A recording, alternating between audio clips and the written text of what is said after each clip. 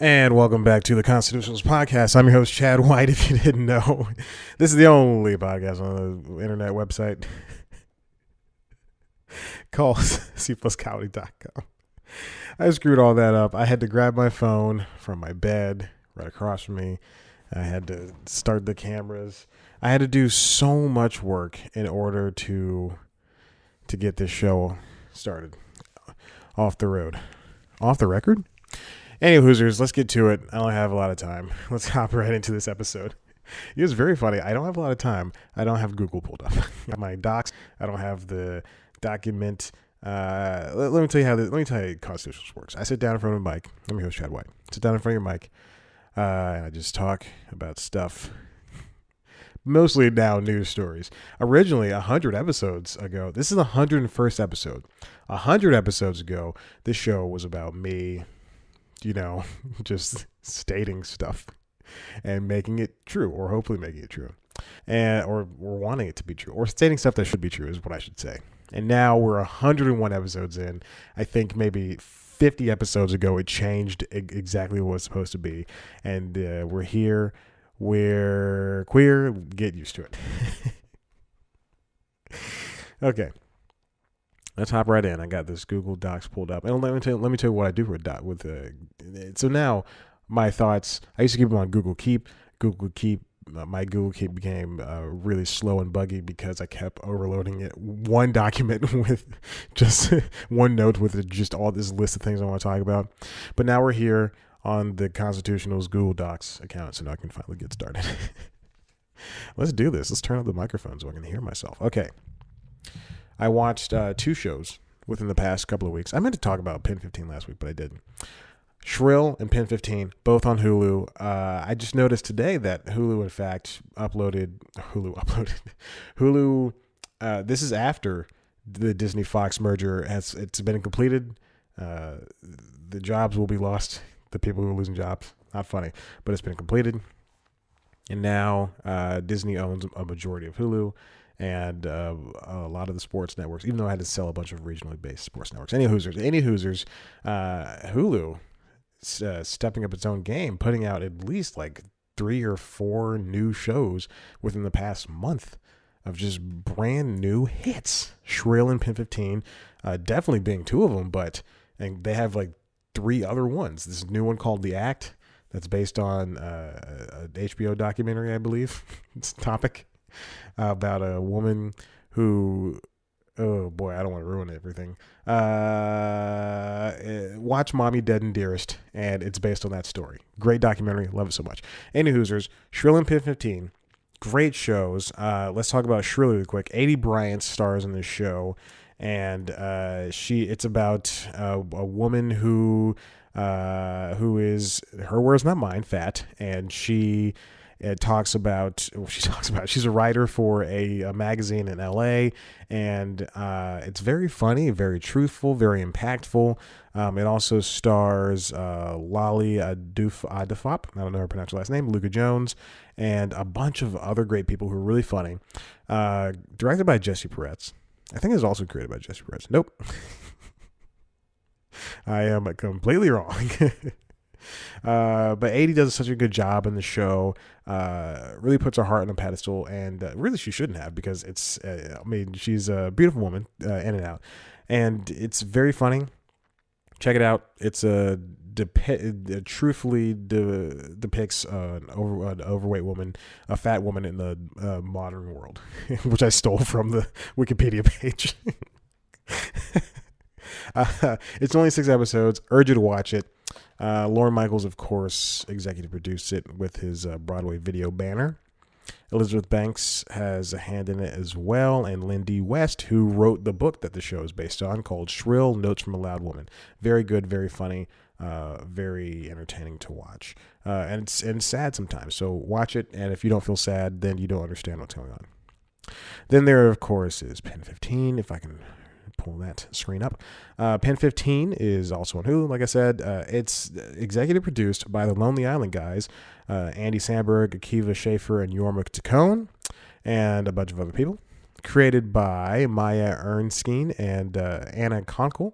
Those two are 30-year-old women.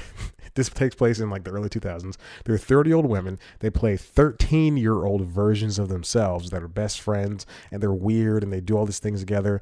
And really, the show, like Shrill, is able to depict a great friendship with two young women who who have this friendship that mirrors basically any friendship of any young child of that era, or even today. You know, if you didn't have a best friend back in those days, and you guys didn't do weird crap together, then you don't understand, because this show is just crazy good.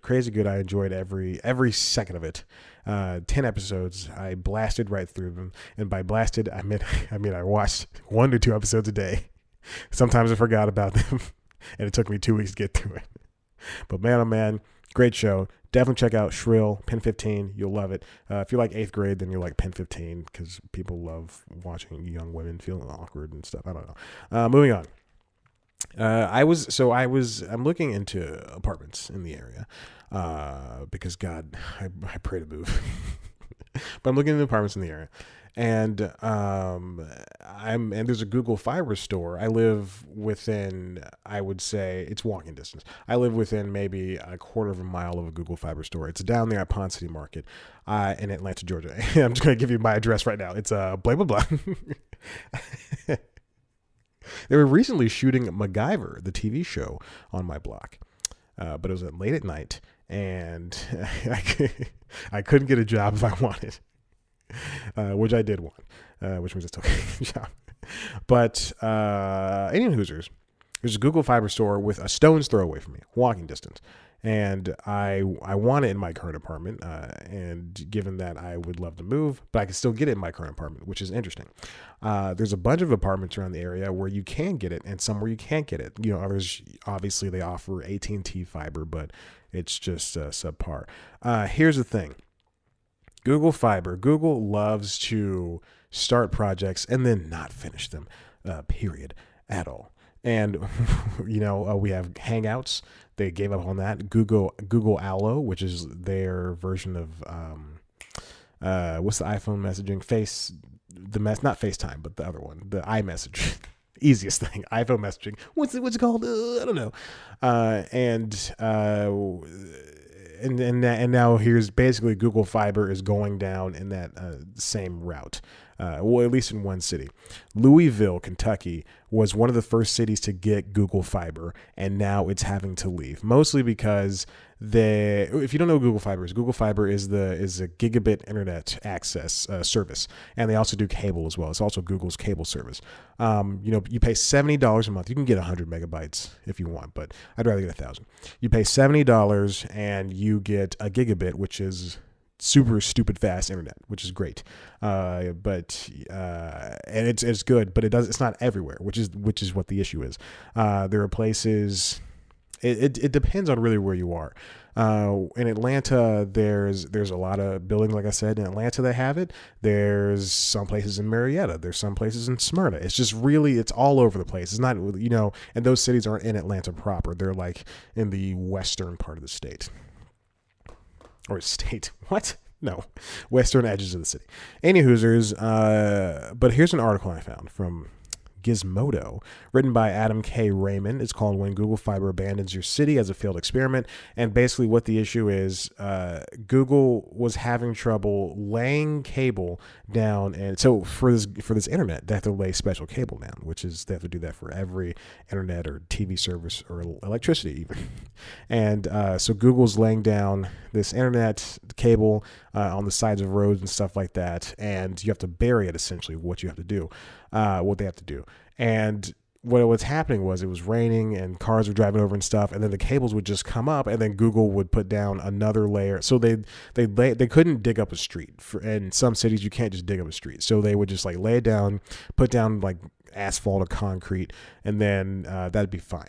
But evidently the stuff that they were using before, it was just coming up and exposing the cable. I'm looking at the picture right now. It was exposing the cable, and that was the issue.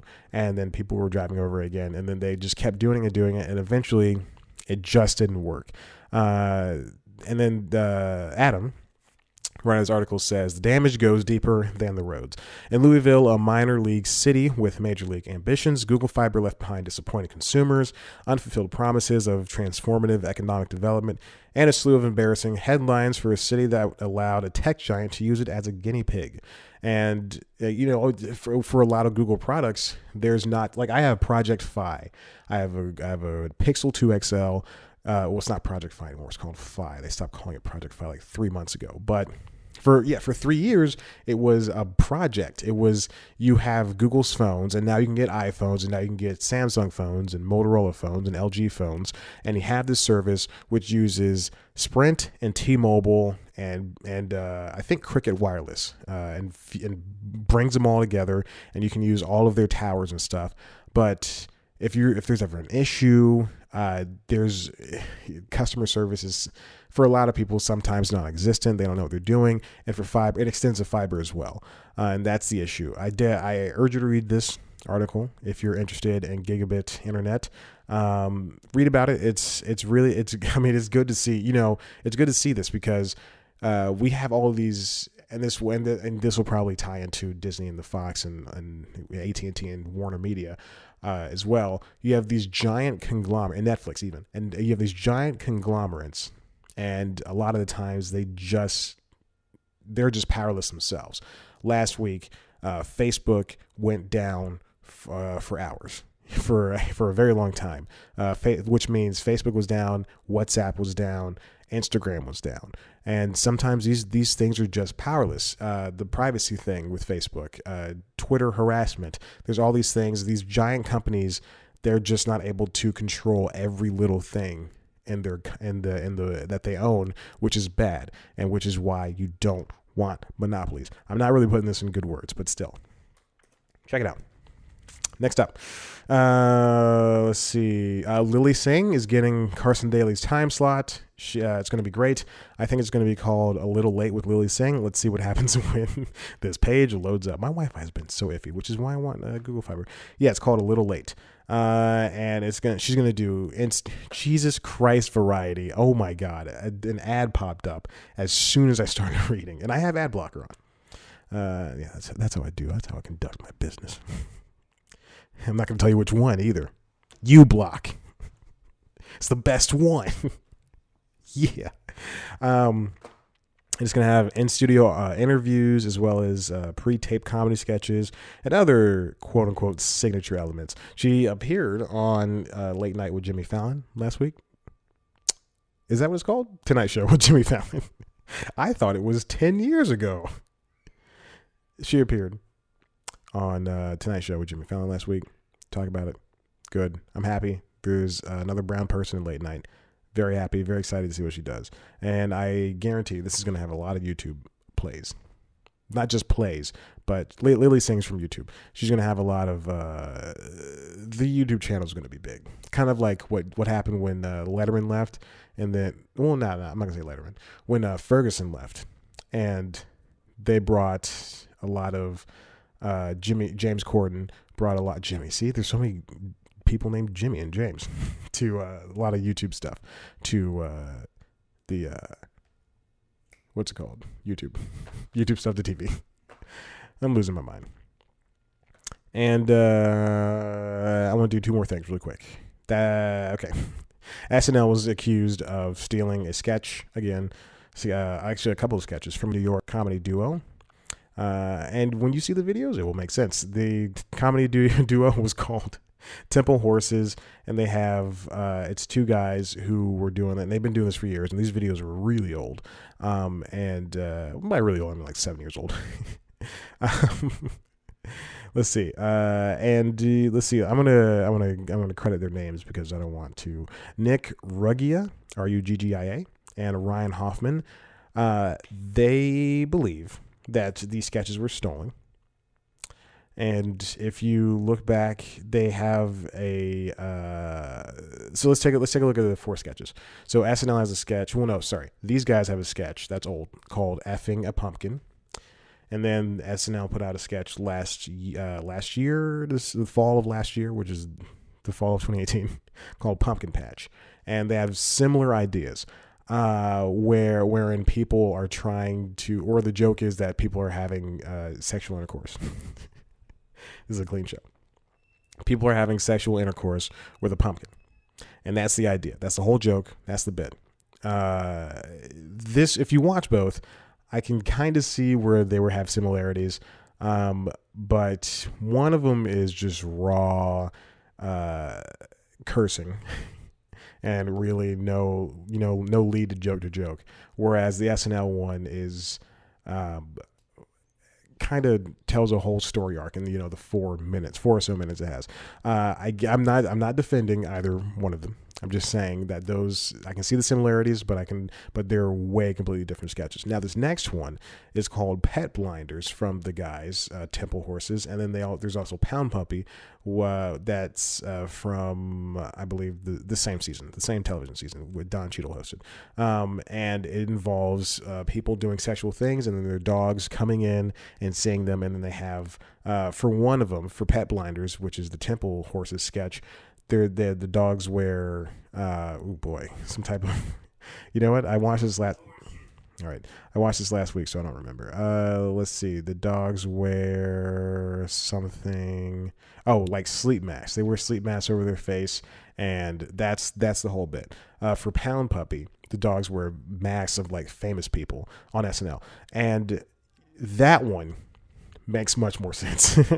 where the sketches might have been a little bit of stolen. The guys Temple Horses sent their attorney sent something over to SNL about they don't want. They sent a really long thing, and it's a long read, but basically it says that here's what it says at the end of the thing that they sent to NBC. Nick and Ryan are pros who have been writing, performing comedy for years. They're in the funny business, not the quarreling business.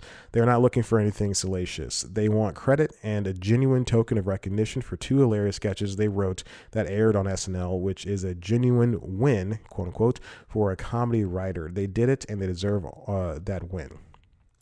And there you go. They just basically want to get paid and get the name. Now, this isn't the first time within the last couple of years that SNL has been accused, and also it's not the first time they've been accused. They've been accused in the past. Most recent one was when Louis C.K., one of the greatest comedians in the world.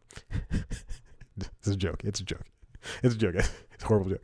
Louis C.K. hosted, and there was a clown sketch called it was a clown sketch where Louis C.K.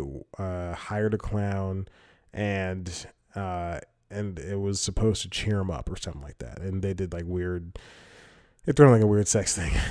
But Tig Notaro did a sketch that was that was basically, it was like shot for shot true. And she did that years and years and years before. And that one does look like it was stolen. But I don't know what happens. They probably settle these out of court. Which makes sense. But what was I saying? The Temple Horses one, very interesting to see. I hope that. But the thing is that there were 2 different writers for both of the sketches, for the SNL's versions of the Temple Horses sketches. So, it could be just independent thought. I've had many. I'm not defending anybody. I'm not accusing anybody. But I've had many ideas that have just come to fruition via somebody else's, and like the Orville, Seth MacFarlane's The Orville. Before he created that show, I thought, wouldn't it be funny to have a new Star Trek with comedy, and and all these aliens having sex with each other? Like, that was an idea, but it's not my idea. I'm sure 1,000 other people had that idea, and they just never acted on it. So there we go. So listen. I'm going to go to break. I'm going to come back. We're going to talk about Netflix canceling one day at a time, the reason why Netflix cancels shows, and I've been working on a set all the live long day. Okay. Let's go to break. 2, 1. And we're back, baby. The dinosaur story. That's not what they said, but whatever. A Toy Story 4 trailer came out yesterday. I liked it. It was very good. I think Woody's going to stay behind with Bo Peep, and then everybody else is going to leave, and then Toy Story 5 is going to be about them all finding their way back to each other again. But it's like a similar story to Toy Story 2, where Woody found a new place and he wanted to stay. Then there's also the trailer for Once Upon a Time in Hollywood, Quentin Tarantino's latest movie to star a bunch of white dudes. I wish he would just. I wish more people of color were starring movies. Anyway, let's go on to this next thing. One Day at a Time was canceled last week, and I am throwing a fit. One Day at a Time is the remake of the show, Norman Lear show, about a Latinx family and living in America and just dealing with all the things that Latinx people have to deal with. It was great. One Day at a Time is, I would say, and I mean this without the lightest sense, whatever this means. I mean, it is one of my favorite shows of all time. It was so good, so funny. This last season was a little iffy. It's like they wanted to do less sad stuff. I was urging for the sad stuff, fighting for it. But Sony Pictures Television, they are reportedly, and the producers, Gloria Calette. Boy, oh boy, did I not know her name. This is embarrassing. Gloria Calderon Collette and Mike Royce are the EPs, and they're reportedly shopping it to other networks. But apparently, one of the things in the stipulations in the contract with Netflix is that Netflix can keep the seasons that are on Netflix. Which is why there is going to be an issue with Daredevil, Jessica Jones, Iron Fist, and Luke Cage, trying to jump ship over to Disney Plus. But it sucks. One Day at a Time had a huge critics loved it, audiences loved it. I'm looking at this right now. This is from the Hollywood Reporter, written by Leslie Goldberg, my good friend. She says that, and I hate aggregates, but here this is, 98% and 91% for critics and audience respectively on RottenTomatoes.com, which is crazy, which is no shows. There's a lot of shows that don't do that. A lot of shows that do that, but there's also a lot of shows that don't do it. So now they're just trying to find a place to put it. Netflix also canceled Travelers, all about the Washingtons and American Vandal. American Vandal did really well for them. I don't know why they canceled that, but Travelers is apparently decent. I don't know about American Washingtons or whatever the heck that thing was called. But I found an article written by Nelly Andriva, my good friend, over there on Dead. I read so many of these articles that I feel like I know these people. It's so sad. On Deadline. It's called Feeling the Churn, Why Netflix Cancels Shows After a Couple of Seasons and Why They Can't Move to New Homes. Really good read. Check it out. Definitely check it out what these people have written. Most Nelly. But one of the things that these shows that have been canceled, like Love, Bloodline, Hemlock Grove, all these new shows, all these shows that lasted for 2 to 3 seasons on Netflix, is that after there's a thing in every single one of these Netflix contracts, in the third season, a show gets exponentially more expensive to make. And so a show that took a couple $100,000 to make could jump up to a couple million. And that's a lot of money for Netflix. Yes, they're getting new subscribers. Yes, they're available in all countries. Yes.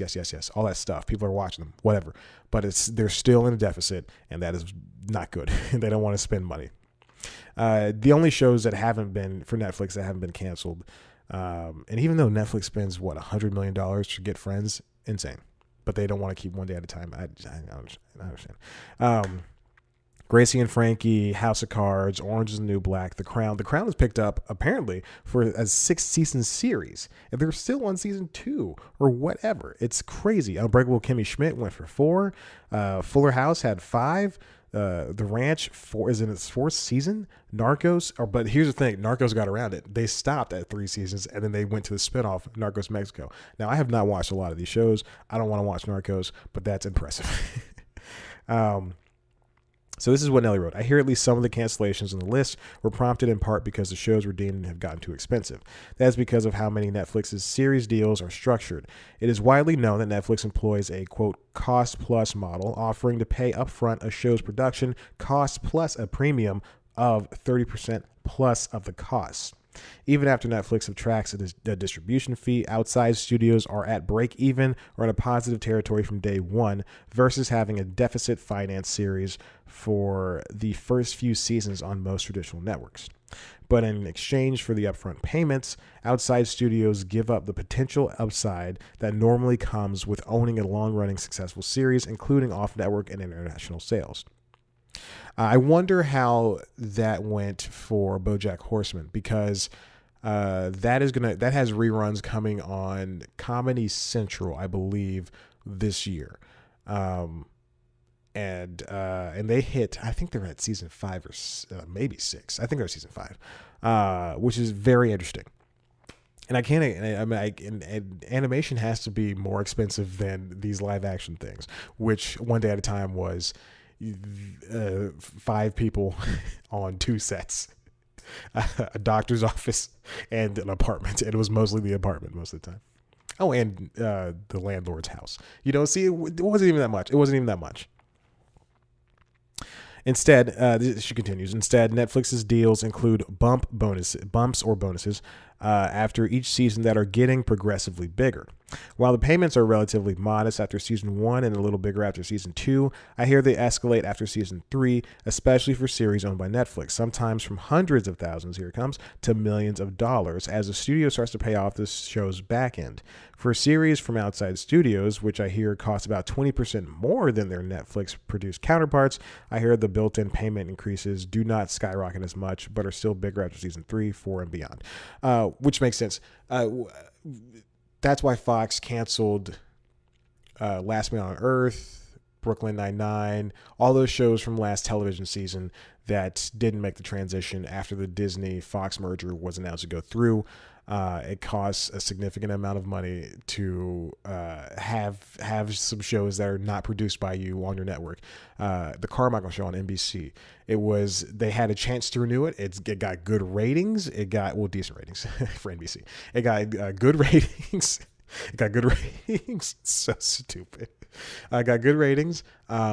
Audiences liked it. You had Tiffany Haddish, Rel Howery, Gerard Carmichael, David Alan Grier, Loretta Devine. You had the 5 of the most powerful people and 5 of the biggest names in black comedy, let alone comedy. And it was owned by an outside studio, and you said, hey, they don't have to renew it. But then you have shows that are owned by outside studios that do exceptionally well. Modern Family is on ABC, and it's produced by, I think, 21st Century Fox or 20th Century. 20th Century is a movie. So 21st Century Fox. There's other shows with examples. I just don't know them. And here's another thing I learned in this article from Nelly.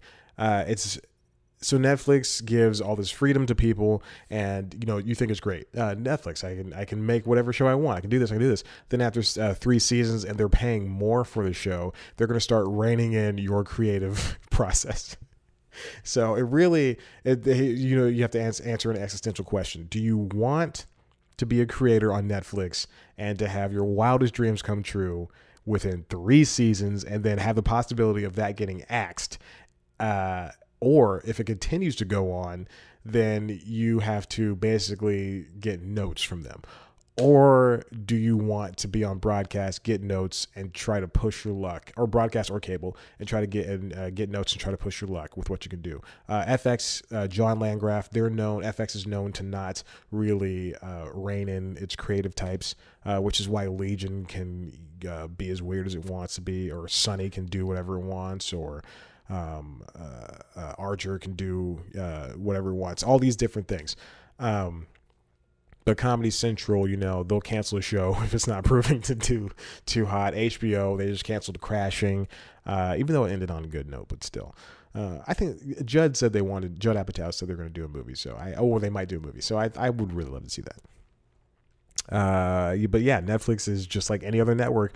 When it comes down to it, Netflix is just like any other network. They want you to listen. They know you're going to watch. They're like CBS. They know you're going to watch. They'll put anything on. They'll know you'll watch, which is the issue, which is why you have to start putting your foot down. Don't click play on everything. Don't watch everything through. Don't binge everything. 50 is the new 100 is something at the end of the article. An industry insider said, yeah, you used to be able to, 100 episodes. That's great. People love it. For cartoons, syndication that's the number for syndication. That's what you want. Cartoons, 52 episodes is syndication. That's great. And then in the 90s and early 2000s, cartoons with 52 episodes used to, get made, and then they used to be canceled like that. And then they would just air them continuously. But now, 50 episodes is as good as 100 episodes because you can have, these, instead of a half-hour comedy, you can have a 45-minute comedy, but every other episode is 33 minutes. It's strange. It's weird. These digital platforms are changing everything. Definitely check out that article as well. And finally, last thing, I worked on a set. I've been working on a set, or I worked on a set. I've only did 2 days. I was a PA, and I can't talk about what it was. It was a reality show. But I want to give you an idea of what it was like, because I think people would find it interesting. I want to give you an idea, just really quick, of what it was like to work on the set. When it comes out, I'll talk more about it. When you're a PA, you have to wear black. These are the pants I wore yesterday. They stink, and I just, as I said, have to put on pants. I was going to wear sweatpants for this episode, but I didn't. And I don't want to do that. So when you work on a set, it's you got to listen, especially when you're a PA, because you're the bottom rung. You got to listen to pretty much anybody. They say, go get some water. You go get some water. Go move this. Go move this. And the most important thing is, you have to be a leader, and you also have to be a follower, and you also have to just put up with a bunch of crap. People are going to yell at you. I just pulled off some skin from my callus, if you really care. This is what happens when you work out. There's just a lot of hard skin on your hands for forever. But you just have to listen to everybody and everybody above you, and you just got to help out. And hopefully people like you and they'll bring you back. One of my things was last night I drove a box truck home, a camera truck with all the equipment inside of it, just a giant rig. It was amazing. I felt powerful on the road. It was like 1:00 in the morning, and I was so tired. I still am tired. I went to the gym. I went to sleep, and then I went to the gym. I went to sleep. I came home. I went to sleep around 2:00, and then I woke up from the gym at 5:30. And I was like, no, I'm going to go back to sleep. I woke up at 6, and then I said, okay, time to go. As if that extra 30 minutes helped. It did. And so, like I said, you just got to follow everybody. You got to do these things. So we had to wear black. We were all black, a black shirt and everything. We shot at an amusement park the first day. Not going to say which one. Don't want to be too specific. I might get in trouble. There was, I can't talk about that either. Jiminy Christmas. But we saw an amusement park, big rides everywhere. It's very eerie being in an amusement park at night with 15 other people. You're just walking around and seeing, oh, there's Davy. If you know the Bible, then you know David fought Goliath. there's David. There's agoraphobia. There's Super Guy. There's Batman. If you just, where I went. We had to, we had to do all these different little things. Just get to know producers and stuff like that. And just basically, networking is the worst thing in the world. I hate it I hate even calling it networking. But you got to do it. You got to say, hey, do you get any more jobs? How do you do this? Please tell me about it. I'd love to get your number.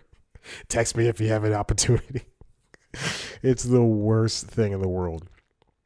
but you got to do it, and it's decent pay for a lot of hours, a lot of work. You gotta. One of my favorite things to do is to take a bunch of stuff from craft services. At the end of the day, I don't do it during the day, but at the end of the day, I take a bunch of stuff from craft services and bring it home. I have snacks for later. It's my favorite thing to do. One of the things I learned is how they set up there. If you ever see a dating reality show, there's the people when they're driving or when they're being taken on the date, and there's cameras in the car. There's 3 for this particular production. They had 3 Black Magic minis, not the Pocket Cinema 4K that came out. If you know cameras that came out like 8 months ago.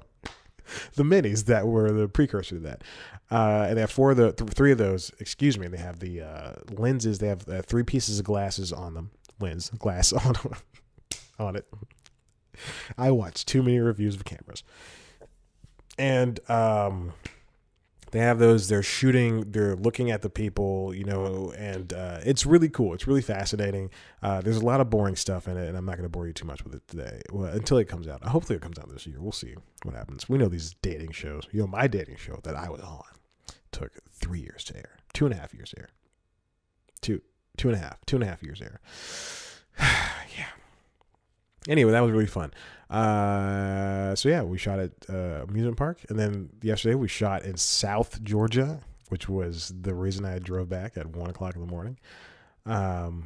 Drove a truck at 1:00 in the morning. Jiminy Christmas, boy oh boy. But yeah, that was fun. That was a good time. I just like I said, it's tough to get because there's so many. Atlanta is really really weird. People think it's the quote unquote new Hollywood. It's not. Just because movies are being made here, and TV shows, it's definitely not. There's, we have this influx of people, this surge of people who are not from Atlanta, who are thinking, I want to stay on the East Coast. LA is saturated. I don't want to go over there. And I'm going to come to Atlanta because there's going to be so many movies there. No, that's wrong. And now that we're basically essentially a red state, still, politics does play a role in it. There's definitely not going to be a lot of movies that are shooting here. Carolinas, there's movies shooting there, and I can only guess that there's a lot of PAs, people working in production that are just sitting on their butts there too. But for LA, it might be oversaturated, but there's a lot of stuff being shot there. I'm gonna name some stuff: Lethal Weapon, Conan. Okay, I'll stop. I only know 2 things. Oh my God, Brooklyn Nine-Nine, that's shooting there. But there you go. So that's what it's like working on a set. If you have any questions, email me, cpluscomedy@gmail.com. Listen, if you like what you heard here, why don't you head on the website, cpluscomedy.com, where there's some stuff such as the podcasts, the constitutionals.